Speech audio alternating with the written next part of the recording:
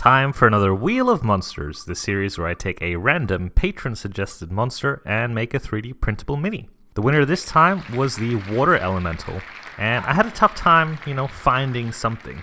Truth be told, I had a couple drinks the night before and probably wasn't in the best state creatively, so I spent a long time noodling away at a sphere trying to find a form that I was happy with. Eventually I came to something, but before starting I really wanted to come up with something that would tie all the elementals together. I see that earth, air, fire, and water were submitted to the wheel, and I made the earth one recently, so I wanted to do something that would make them tie together or stand out from the other elementals out there, because there's a lot, and the risk with doing like the Wheel of Monsters stuff is that a lot of the things that are on the wheel are things that have already been done a bunch of times, so I do want to stand out and do something different. And the concept I came up with is just to add a gem on the forehead of each of these, very simple, but at least it adds some element that could add to the story. Whether this be something that your players would have to collect, like collect all the gems, or if they're maybe up against a powerful sorcerer or conjurer that has these gems, they could throw it down to summon these elementals and,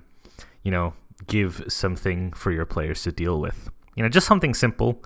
I went back and I added the gem to the earth elemental as well, and for the other two, I'll do it as well. So, just to add something. This has got me thinking about maybe doing more of this type of stuff, like, putting more thought into story, and also adding stat blocks. Because, someone requested stat blocks of the frogs that I did recently, and this is not something I ever really do. I understand the appeal of wanting to have ready-made materials, but the only reason I have not done it before is I just don't feel very confident in my ability to write or, make balanced stat blocks and stuff like that.